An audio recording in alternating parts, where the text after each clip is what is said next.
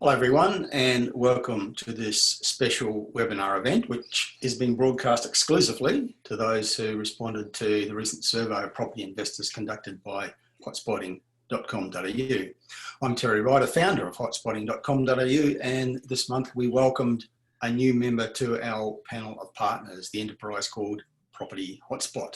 Today I'm speaking to Scott Northcott from Property Hotspot to discuss opportunities and realities for investors seeking to invest in new properties in the best growth locations.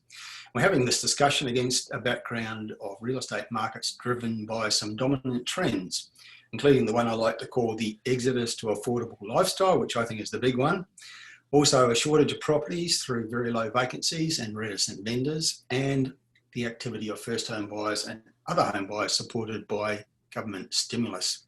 And this week we've seen the release of new ABS data showing a massive increase in loans to home buyers compared to the levels earlier in the year and also compared to the levels of last year. So the best growth locations are very busy and competitive markets, and investors need a proactive action plan backed by good advice to secure good properties in the best locations. And that's what we're talking about today with Scott Northcott of Property Hotspot. Scott, welcome. Thanks, Terry, and thanks for inviting us on. It's okay. We both have businesses with Hotspot in the word, so perhaps we could start by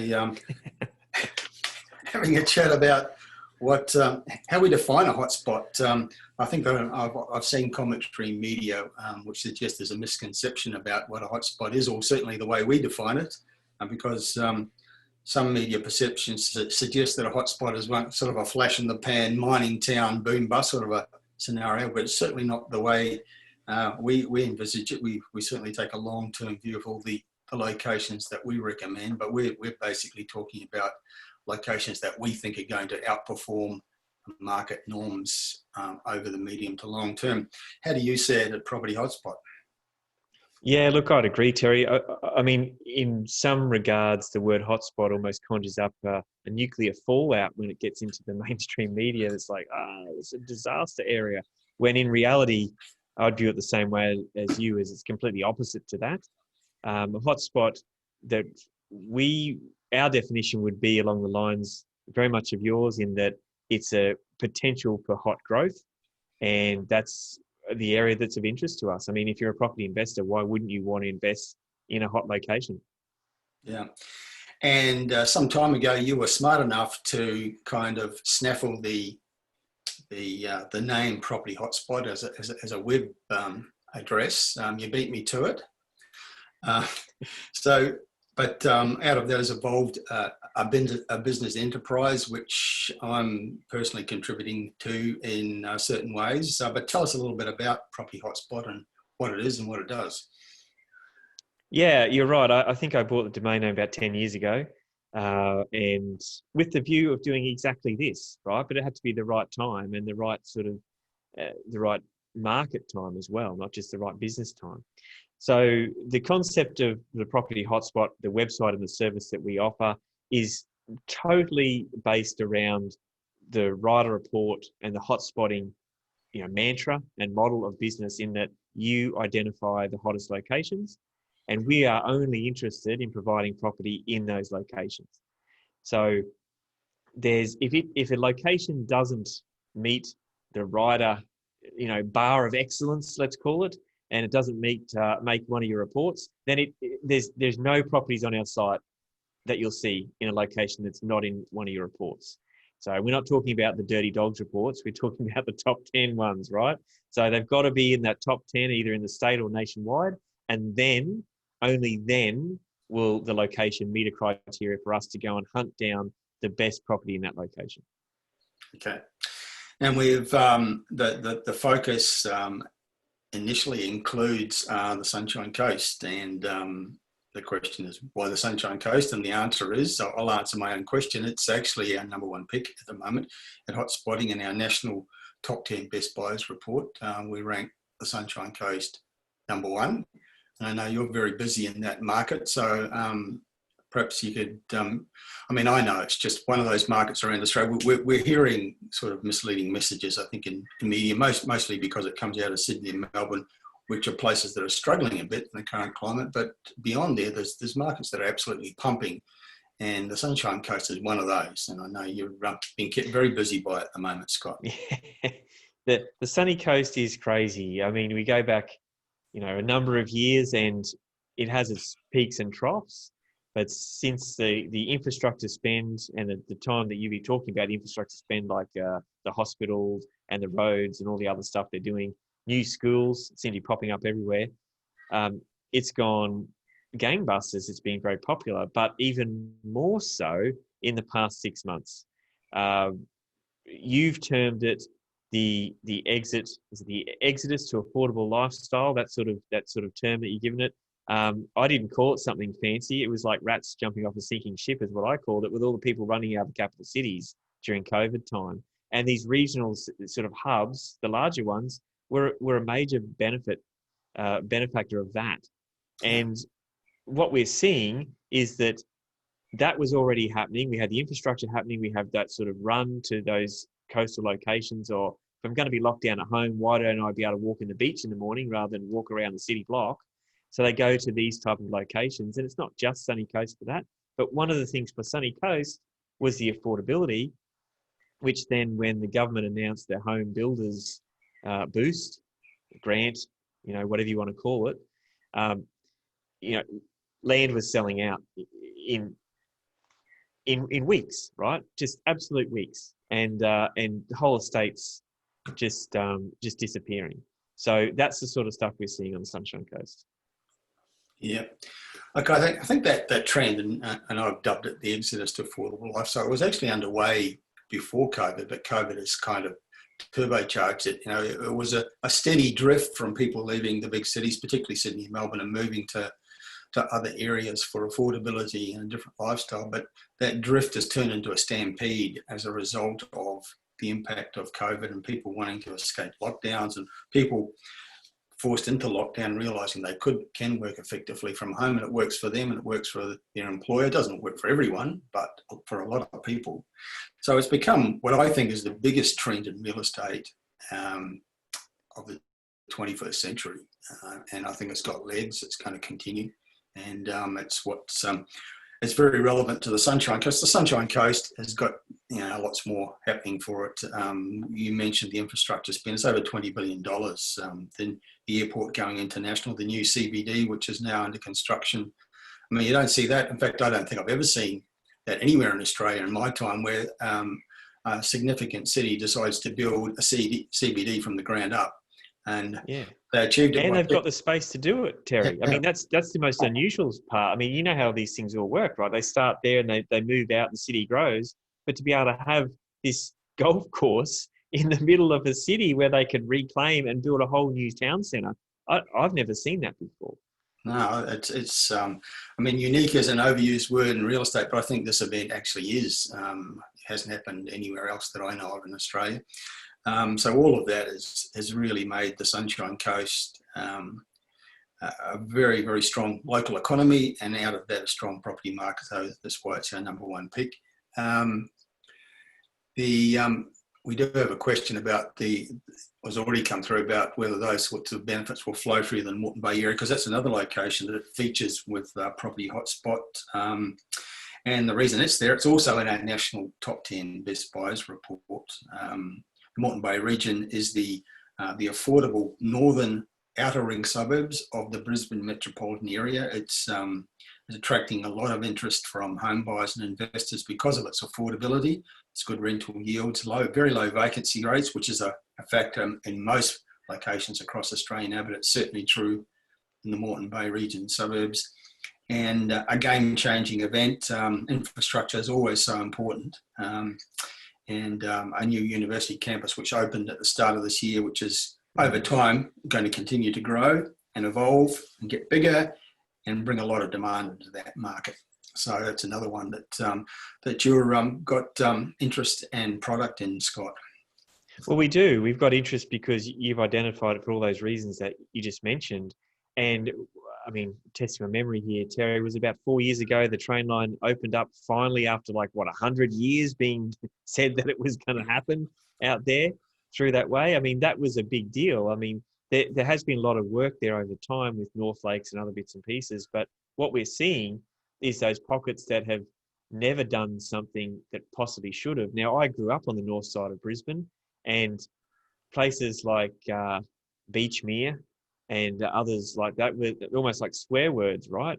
And they have literally sat there since I was a kid. They have been the same until about 3 years ago.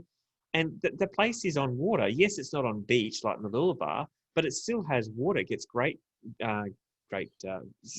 views, great breezes. And it's actually a pretty central location considering everything else that's built there. It just needed urban renewal.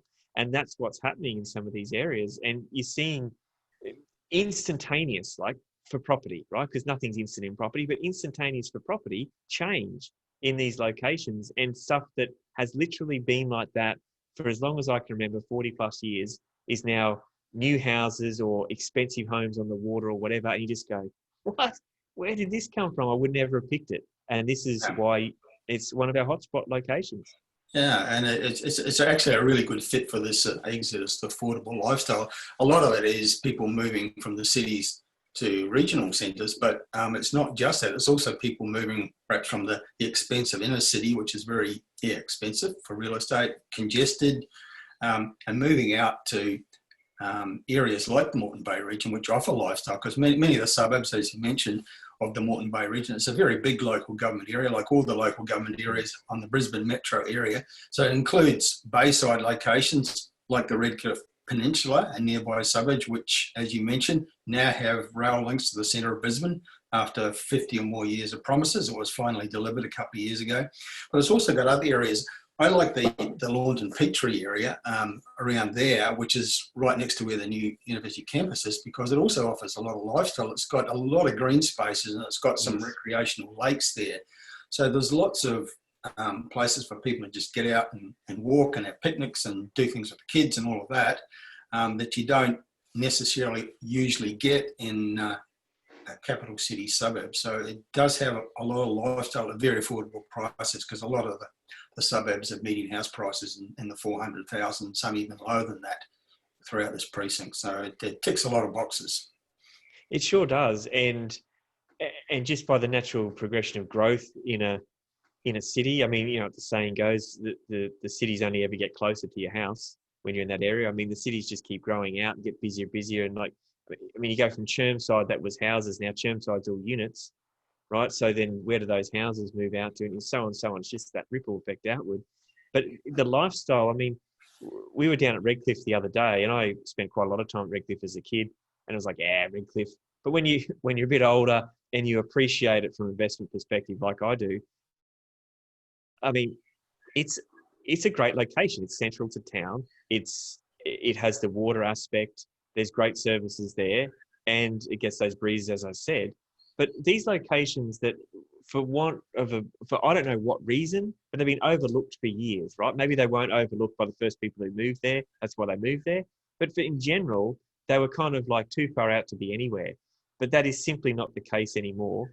And it's not the case because of the infrastructure and other bits and pieces that have been built over the years. Yeah. And there's a fair bit of gentrification too. I mean, Redcliffe used to be sort of sea change for battlers, I suppose. It was considered down market, but there's been a big process of gentrification through the Redcliffe Peninsula and other parts nearby over, say, the last 10 or more years. We've also seen the introduction of master plan communities around North Lakes, which has brought a lot of big infrastructure to the area and a big retail offering. Lots of facilities that weren't previously in that area. You don't actually have to be in the master plan community to benefit from the facilities. So, yeah, there's been a big change in that area.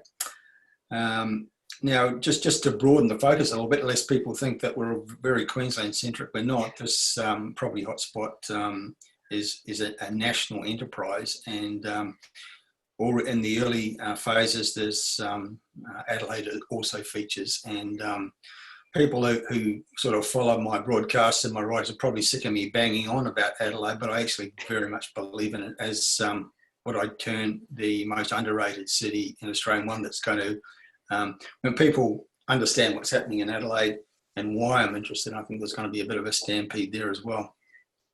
Look, I think it was always the city of churches. It's probably the city of opportunity in some regard now, and it's probably, you would have a better terminology for this than I would, but to me it reminds me of, Brisbane or Perth, like, years and years ago. It's sort of at that stage in its evolution of a city. The advantage that they have, though, is that they got manufacturing in places down there, and they've got the access to the water and the ports and what have you. So uh, it, that's not even getting into the wineries, Terry, which I know is probably the main reason why you identify as a hotspot, right? Oh, absolutely, very much the wineries, but actually even more so from a real estate viewpoint, and from as far as I'm concerned, real estate markets arise out of local economies. It's the economy that's important, the local one, not the national one. And the big thing for me about Adelaide and South Australia is that it's the high-tech innovation capital of Australia. It's the Silicon Valley of Australia. And we constantly see really big national and international enterprises moving their national headquarters to Adelaide for that reason. Some high-profile examples would include Elon Musk with his Tesla battery enterprise headquartered in Adelaide. Technicolor, who's been associated with the movie industry for forever, has got its national headquarters for Australia in Adelaide. And there's almost every week there's an announcement of a new major venture. Very often they're international businesses moving their headquarters to Adelaide, because that's where they're just undoubtedly the national leader in that space. Australia's new space agency also headquartered there. And so that's generating a lot of economy and a lot of people. And the property markets, for those and other reasons, are very busy, ultra low vacancies right across the city, very affordable price, great value for money. And anybody tries to buy there will understand what I mean. It's very busy and competitive there. Yeah, look, I don't know if it's a coming of age of some of these areas, or whether it's simply driven by the technology and things like exactly what we're doing now, right? We're not in the same room, and yet we're having a conversation, and there's other people can view it and all that. That these locations are becoming popular, and as I said before, why would you want to, if you have to work at home, or you can work at home, and you can work remotely like we are doing, then you can walk on the beach in the morning, or you can have an affordable property, or you can sell in a city and have virtually no debt. You know what I mean? Like, there's these mindset changes that people are having, going, there's more to life than just living in a tower. Oh, absolutely. And, I like Adelaide as a city. I think it's a lovely city to visit. And it's got a lovely sort of historic fabric. It's got some beautiful streetscapes and wonderful value for money.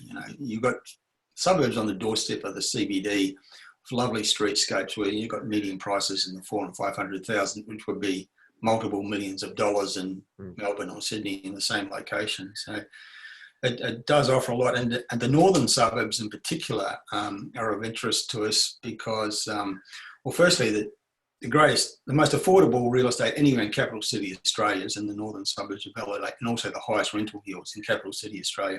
It's also very close to some of the biggest jobs nodes in the city. A lot of people seem to think that you've got to be close to the CBD because that's where everyone works. Well, in actual fact, most people don't work in the CBDs. They work in major suburban jobs nodes, and that's certainly true in Adelaide up in the north, where there's some major industrial estates. There's the huge Edinburgh Defence complex, which I think is the biggest defence precinct in Australia. It's massive, big jobs nodes, and federal government keeps spending $1 billion on expanding it. It's very important. So all of that makes those affordable northern suburbs of Adelaide with those great rental yields of interest to property investors. Well, it does, and you touched on a really good point there, which is something you always mention in your reports, is the infrastructure. I mean, that's what you're big on, but probably what some people don't sort of take further than that is like the infrastructure spend is the public purse spending, right? So as an investor, as the private purse, we can capture some of the uplift from the public purse spending. And so those areas that you locate because of these spend levels and what have you, there's some real massive uplift. I mean, there's been reports done in Australia and in the UK, and referencing especially the UK one, that for every dollar spent on public purse, the private purse would increase by 3.7 3.7 times, so $3.70, right? So if we spend $1 billion on infrastructure, the government does, then the surrounding area benefits in house pricing uplift by $3.7 billion. Yeah. Like that's exactly why we follow the locations that you identify, and that's why infrastructure is so expensive, so important. Yeah, and that's why I took my heart in my hands and went public with my prediction that what Australia's about to have a nationwide property boom. In the middle of the biggest recession since the Great Depression, in the middle of a pandemic, I'm forecasting a property boom. I'm not the only one, actually. More people are getting on board with that view. But one of the reasons that I'm so confident that's going to happen is the massive infrastructure spend that's underway and is coming up, because it's very clear that state and federal government's intent is to have an infrastructure-led recovery, and the federal budget confirms that. It's going to be absolutely massive, like never before in this country. Nothing supercharges economies and property markets like infrastructure spending, and we're going to have that like never before in Australia in the very near future. It's already underway, but they're going to be fast-tracking everything they can to regenerate jobs and get the economy pumping again. And that's going to be huge for real estate. Adelaide's going to be part of it. Other parts of Australia is going to be a national thing, but I'm very confident that we're coming into a period of big growth in Australia against the background where most locations are showing growth already anyway. Yeah, and I think that's a really good example of why you identify an area as a hotspot and why we run there straight after you do.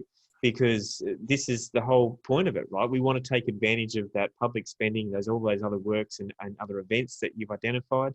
And then we want to, look, let's face it, if you're acting as an investor, why are you investing? You're not investing to lose money. We want to make money. And so that's why we follow those areas. Yeah.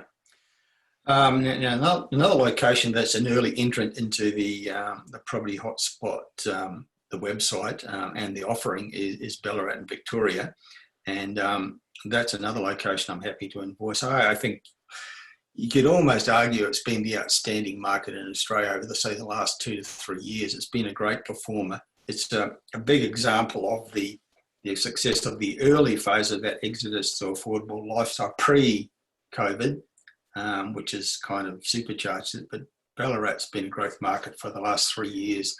Many of its suburbs have had sort of double-digit growth in their prices annually. It's a perfect fit for that trend. It's got great links to Melbourne. It's close to Melbourne. It's got a lot to offer.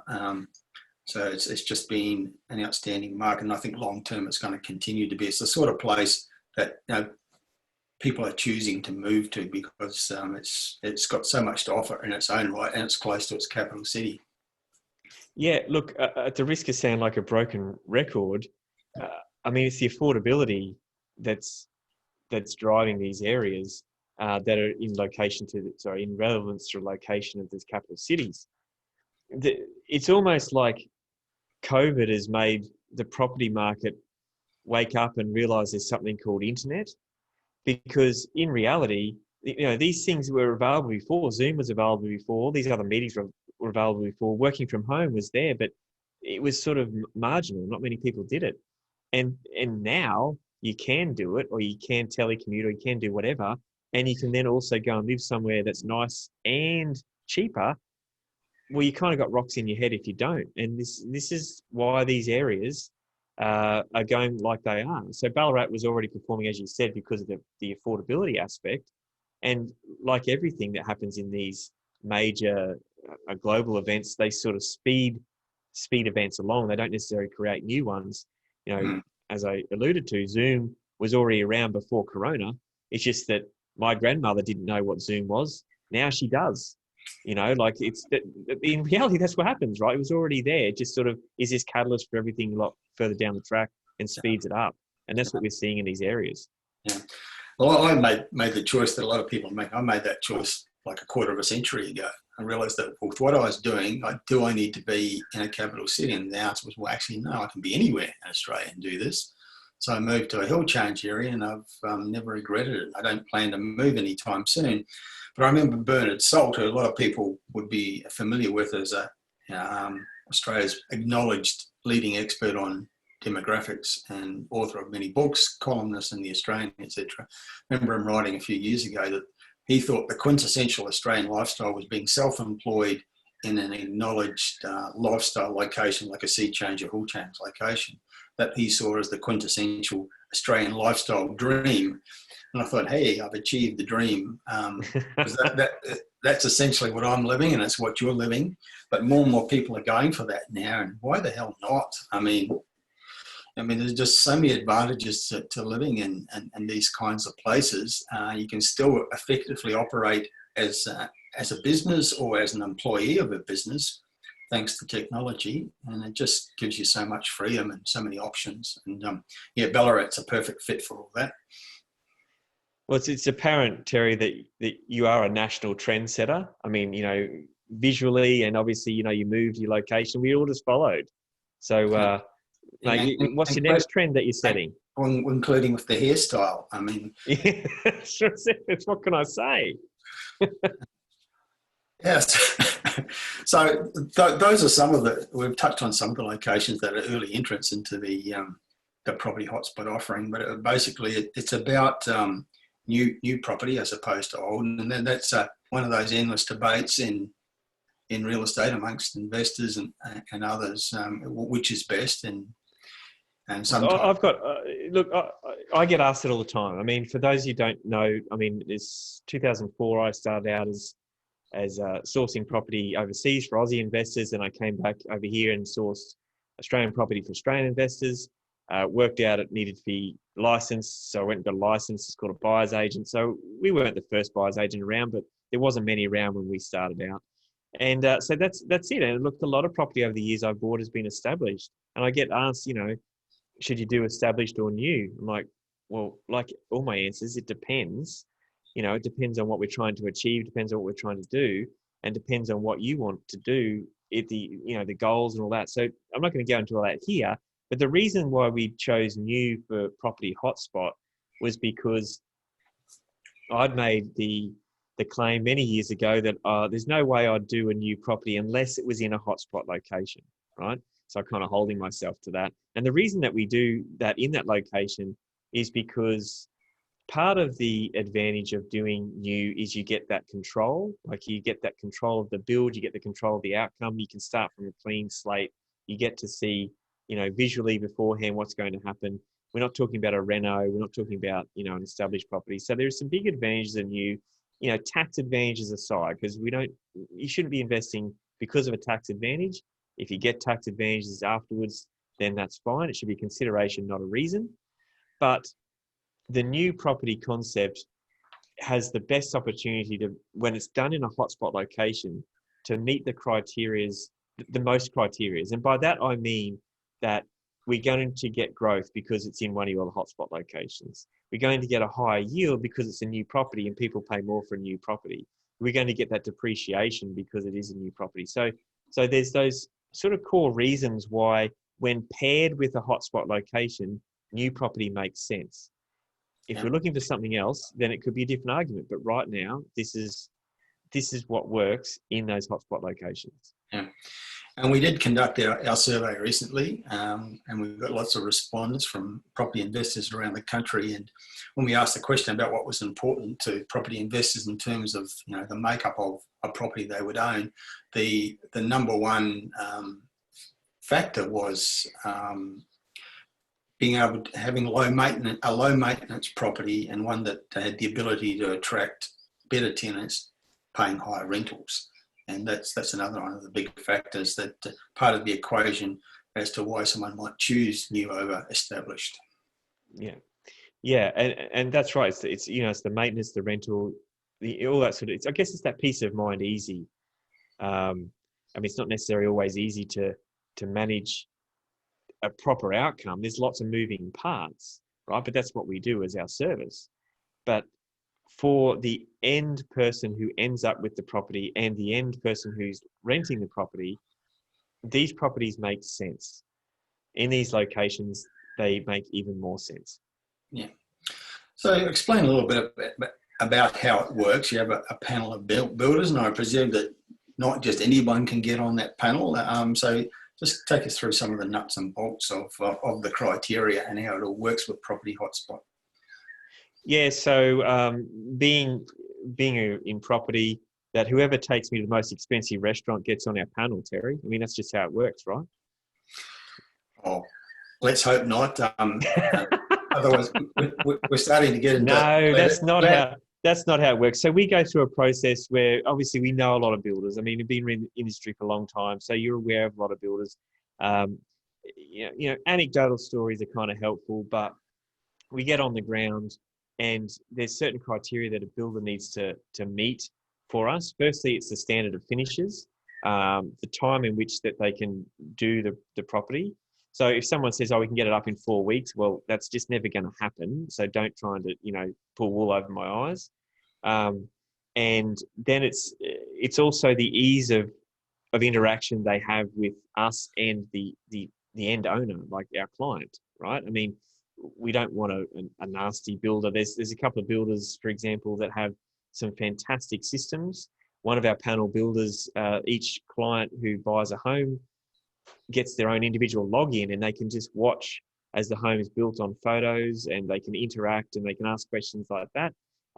There's some great, all that stuff makes the experience. I mean, we're spending, what are we spending? Between 400 and 650,000 generally on that investor price range property. It's not a small amount of money.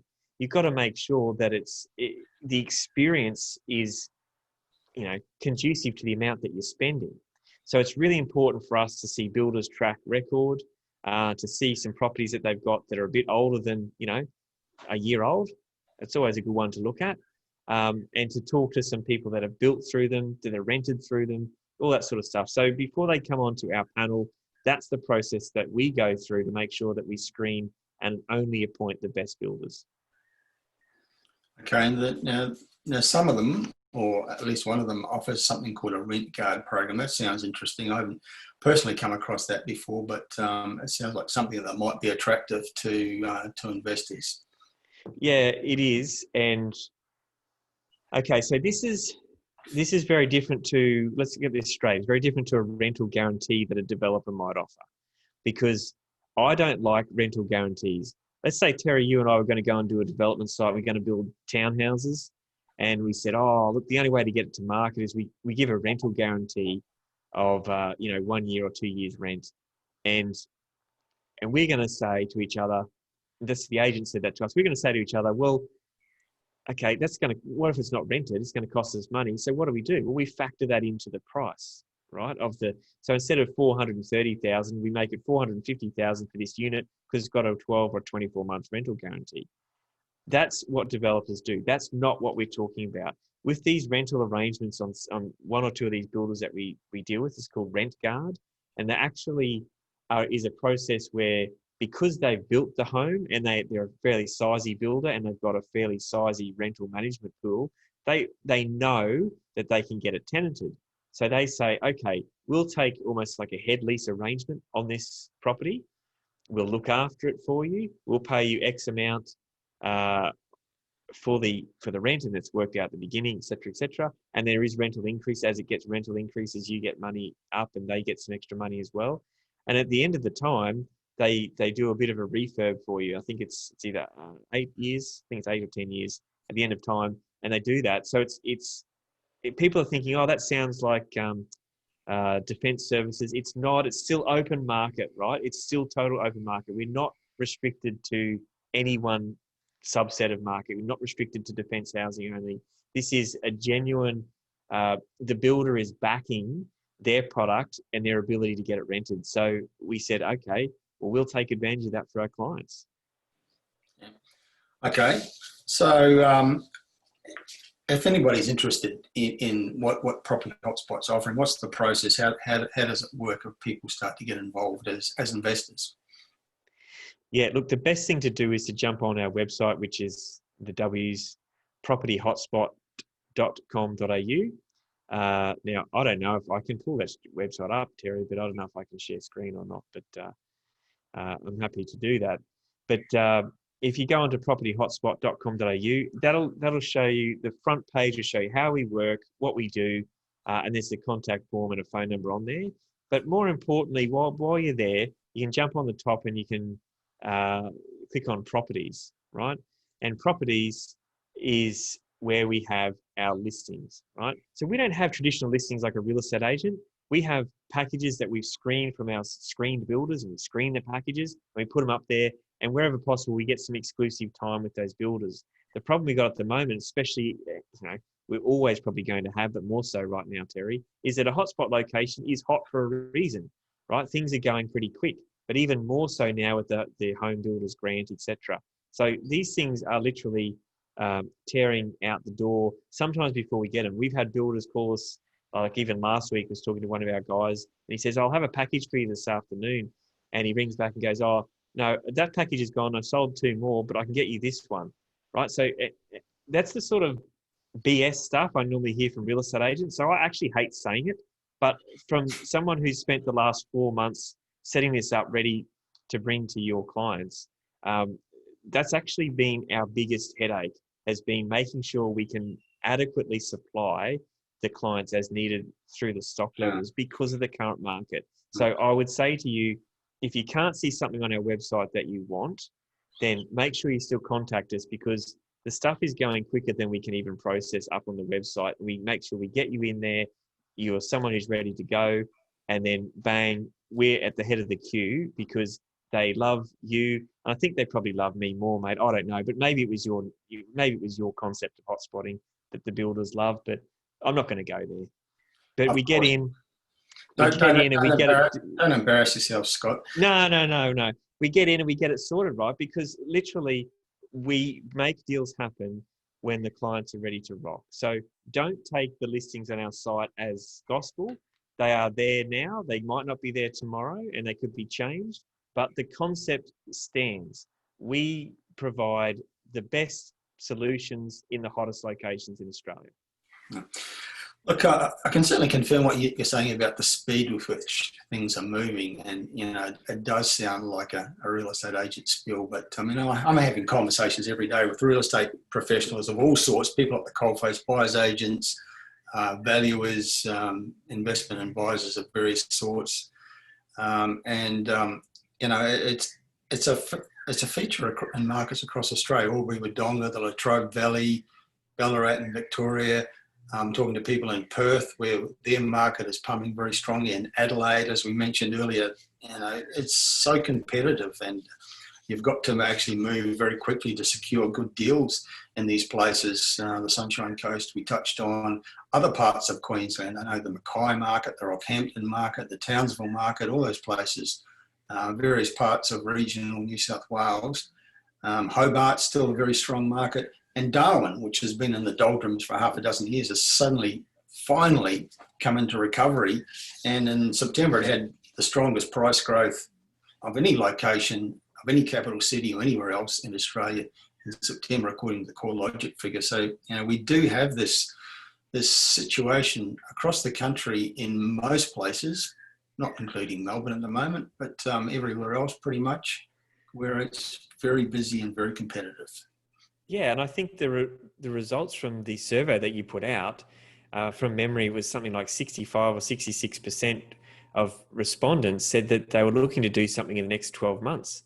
Now, if this is a sort of trend that we are seeing happening now, and if you've commented on for the past at least 3 months coming out of COVID, then I'm not going to say, go ahead and do something that you didn't expect you wanted to do in the next 12 months. But if you're thinking about it, start looking into it now, because many times when I deal with a client, they say, we're thinking about buying, when what they really mean is, we have planned to buy, right? So they tell me they're thinking about buying. So then I show them a few things, and they'll come back and they'll delay, and then they'll come back and they'll go, oh, okay, well, keen on that. We'll take that. I'm like, what do you mean?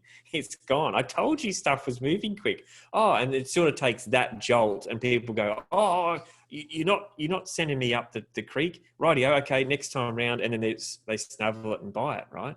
So it's not a story. I don't make up stories. I'm not paid to make up stories. We're paid to get a job done, and that's what we do. Yeah, I mean, it's significant that the response to our survey, so many of the investors that responded to this survey say that they're intending to do something very soon as property investors. And it was a similar result from the recent PIPA survey, which is a bigger survey than ours. but had a very similar result, that investors are actually getting geared up to actually take action. That's significant because the strong markets we're seeing in many parts of Australia right now are actually driven by owner-occupier buyers. It's not about investors primarily at the moment. It's about first-home buyers. They've got all this wonderful stimulus from state and federal governments, other types of home buyers, the trend to moving to the regions, the exodus to affordable lifestyle. That's really what's driving markets at the moment. And now investors are starting to get on board. And so it's going to become even more competitive because investors have been sitting on the sidelines primarily for the last year or so. Yeah, I agree. And as soon as those yields start picking up, which is what I believe we're seeing, because yields pick up when vacancy rates drop, then investors come flooding back into the market. I mean, this whole thing about investors pushing prices up, it's not particularly understood that way correctly. What happens is that the investors are a result of the yield. So if your long-term average yield is 5% and you're getting 4%, investors go, eh. If the long-term average yield is 5% and you're getting 5%, it's a hot market, or you're getting 5.3%, then investors are in, 2 feet in, jumping straight in, and away they go. And that's what we're going to see. And it's going to be driven by rental vacancy rates dropping. Yeah, and it's a very important factor. And, media obsesses over what's happening with median prices, and that's all they really use as a barometer of markets. But they really tell you what's recently happened. I think what I'm interested in is forward indicators. And I think vacancy rates are great forward indicators of what's going to happen with markets.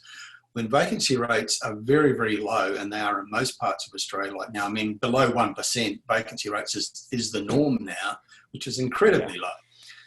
When they're that low, rents are rising, and when rents rise, prices follow.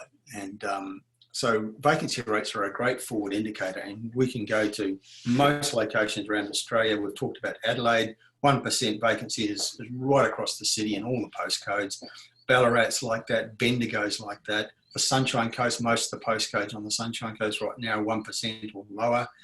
And you name a location, we're seeing it every day with the reports we're doing. We're constantly updating and reports and creating new ones, and we're just seeing this factor. And it's a product of investors being not out there buying in the last 12 or 18 months, so the rental stock hasn't been created. Also, builders and developers have been building less in the last couple of years. So gradually we're seeing the rental stock falling quite fast, in fact. And so investors need to be mindful of that for two reasons. One is that it means you're going to get pretty good rental yields in these locations, but B, it's an indicator that prices are going to be doing something if they're not already. So they're good places to be targeting as investors.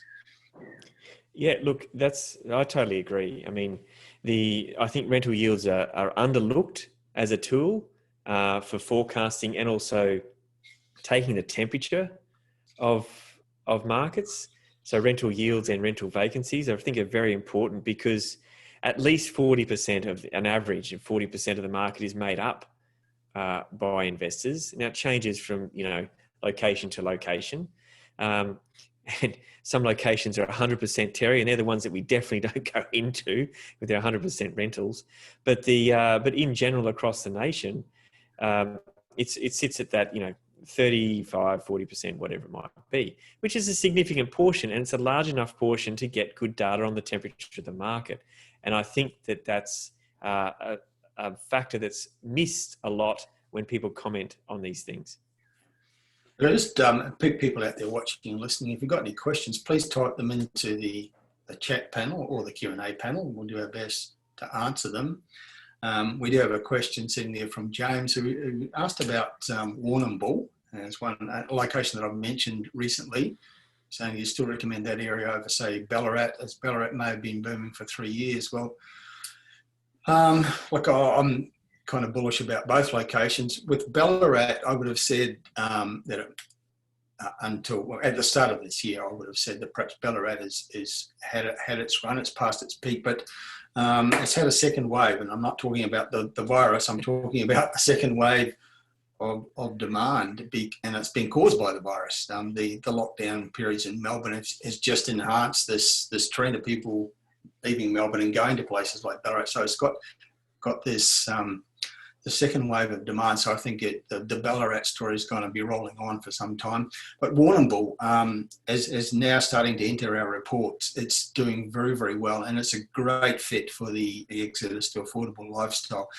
Initially, it was locations, say, 1 to 2 hours from the capital city that were benefiting from this trend, but it's rippled further out to places like Mildura and Albury-Wodonga and Warrnambool, which is, I don't know, maybe 3 hours from Melbourne, but it's a great place. I've been there a few times.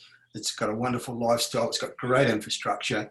It's got a lot happening in its economy, and it's really got a pumping property market at the moment. So if the property hotspot venture manages to come up with some suitable product in that location, I'd certainly be giving it a tick, because it's in our top 5 and top 10 reports now. It's going to increasingly feature, I think, because of the trend that it's part of. You made a good point there, Terry. I think that, and to fill everyone in who's watching, is that we wanted to start slow, right? We're giving this a bit of a test, not a test in terms of, are we going to do this or not? We knew we were going to do it, but we're testing the waters on the acceptance of it. And it's been really, really popular, right? I mean, you obviously have a really good system in the way that you identify the hotspot locations. People gravitate towards that, and the ability to have someone to help them go and purchase in locations has been something that is being warmly received. So we started with Sunshine Coast and Morton Region, and then we've sort of expanded into other areas. And every time, it's like every second day, we get an inquiry about a new location. Oh, this is in Terry's location report. I'm like, well, if it's in his report, we'll go through our process and we'll get it sorted. So I'm just going to say, anyone who wants to contact us and say, let's look at this area, we're happy to do so. But we'd also come back to you and say, if we can't do an area for a specific reason, like it might not be enough builders to choose from, or it might just be, whatever. We haven't found that yet, but I'm just putting my hand up and saying that we'll always tell you what's going on. But we are expanding. You're right. This is a national thing. We weren't ever just going to be Southeast Queensland. We're going to be wherever the hotspot locations are. This is the service we provide. So James has come back, just following up that question and our answer about Warrnambool, saying, do you think it's too far from Melbourne? That's my only fear. Look, I don't think it matters. There's plenty of good locations that we recommend to people that are that far or even further from a capital city because of what's happening locally. As I said earlier, we believe property markets arise out of local economies, and it's what's happening in the local economy that's most important. Sometimes, and Warrnambool's a case in point, the distance from the capital city is not so important. It's a dynamic local economy. There's a lot of infrastructure that's been put into that as an important regional centre in Western Victoria. It's a big tourism industry. It's the centre of a very major wind farm industry that's going on in the regions around Warrnambool. There's a lot to recommend about it, and the proof is in the results in the last 12 months or so with price increases in that market. Just looking at some other questions. There's a question: does the property hotspot service offer assistance with obtaining finance? Well, I'm not a finance dude, but we definitely have good contacts to be able to help you with finance, yes. And finance is fun. I think finance is changing for people as they move forward now with the relaxing of the rules when that comes in. And it's absolutely been a minefield in the past 6 to 12 months. But 100%, everything that's needed for you to do the transaction, we do, including conveyancing, building and pest inspection. It's not a pest, it's a building inspection. It's a pest inspection to make sure it's all certified, depreciation report, all that sort of stuff that's needed to get you going as an investor in the new property, then we definitely do that, yes. So there's a question here from someone who's obviously had a look at the website, the Property Hotspot website, and is just asking for some more information about the rewards package that's available for investors who take a deal through Property Hotspot. Yeah, so the rewards package is something that we set up specifically to make sure that, I touched on it a little bit before, but to make sure that the property was not just turnkey, but like absolutely ready to go for you as an investor. So that included things like the conveyancing of the land contract, to make sure that was done properly. The first year's landlord insurance, depreciation report, the pre-settlement inspection that I said, the building inspection, which they also look at the pest work. And I think that you very generously thrown in a bonus as well, Terry, which is a 6 months premium subscription to hotspotting.com.au, yeah? That's right. For 6 months, premium members of Hotspotting, which means they receive all our reports while they're a premium member. And we wanted to contribute to the rewards package because Property Hotspot's part of our panel of partners, and hopefully that will just add to the attraction of what's on offer. Well, look, okay, I'm pretty biased, but it's a pretty good service, right? I mean, it's in a hotspot location. The builders are screened. The process is screened. We communicate along the whole way, and we make sure it's not only turnkey with trees and letterbox and all that sort of stuff and curtains and air conditioning, but that it's ready to rent and it's ready for you to own. Is probably just as important or more so as an investor with those other bonuses that we give. So yeah, it's not something we've come up with overnight. There's been a lot of work put into this to make sure that we get it right. Okay, so people have I'll start again. For those who've had their interest inspired by listening to your talk today, what's the next step for them? To go to the website and have a more detailed look, perhaps? Yeah, for sure. And I believe, and you can tell me if I'm wrong here, but I think there's also the panel partners section on your website that we appear on that they can get to us via. Yeah, so either or, so you can go to hotspotting.com.au and go to the panel partners, or you can go direct to our website, which is propertyhotspot.com.au. And we're right there. We've got the properties there, the contact button there, and you'll talk to myself or one of the guys in our team. As soon as you make an inquiry, we'll be there. Yeah, there was a rumor that you were actually going to share your screen and give people a glimpse of the hotspot. Yeah, I did try to share the screen. It said that I'm not unable to. I'm not trustworthy enough to share the screen. Oh dear. All right. So it's www, of course, .propertyhotspot.com.au for people who would like to have a more detailed look, and the contact details if they want to follow up and talk to you, Scott, or a member of your team to find out a little bit more. Yep, that's fine. I've just dropped the web address into the chat box too.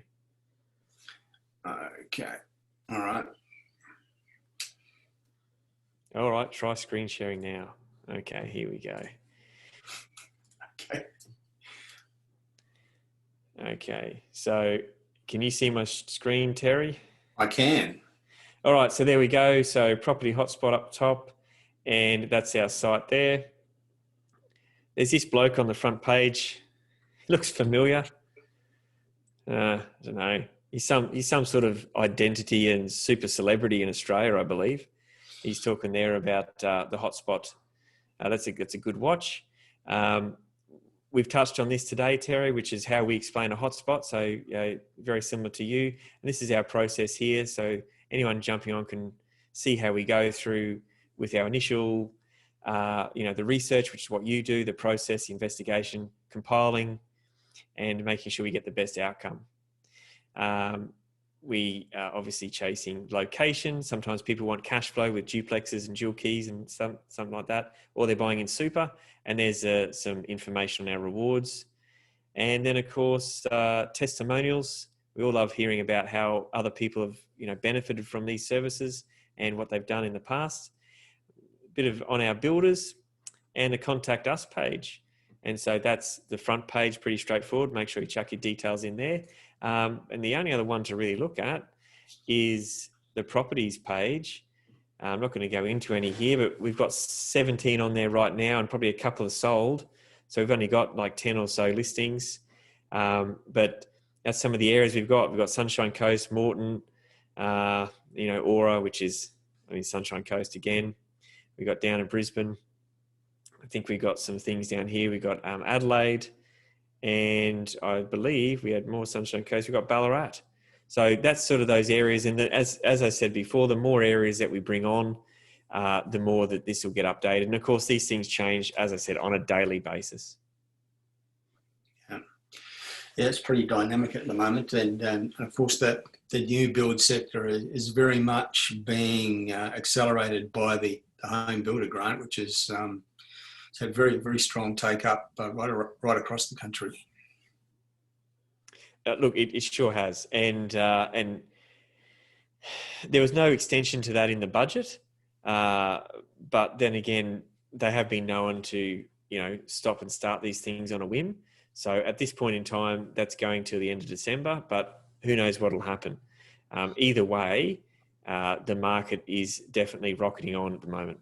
Yeah, I'm inclined to think they're going to continue on with it. It's all about stimulus, and there are very few things that stimulate economy with a multiplier effect as impactful as residential construction. I think that's one of the reasons why they're so strong in providing that particular stimulus.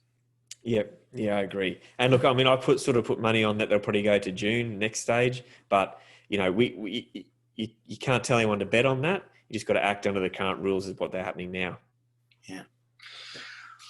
Okay, Scott. Well, I think we've covered it pretty well, and we're sort of coming up towards the hour, so might be a good time to wrap it up. Thanks for your information today. It's an interesting service that you've initiated, and I'm happy to be involved with it, providing the hotspot locations in which you're resourcing products. So what's your parting word for people who might be interested? Look, hit us up and have a chat. It doesn't cost anything to have a chat. You can get some more background about, the people behind the scenes, without all the agent garbage on top. At the end of the day, this is not something that's happened overnight. It has been a work in progress for some time, and it's built on the experience of the people involved for quite a number of years. I mean, no one involved in this project has a short-term experience in property. So we're all pretty established, and we definitely are keen to see people succeed in this way by using this service. So please give us a call, and I'd love to have a chat. Right, and I would urge people to do that follow up and have a chat and find out a little bit more. All right, Scott, Northcott of Property Hotspot, many thanks for your presentation today. It's been interesting. Let's do it again soon. And that's all for now from me, Terry Ryder from hotspotting.com.au, and Scott Northcott from Property Hotspot. Bye. Thanks, for now. Terry.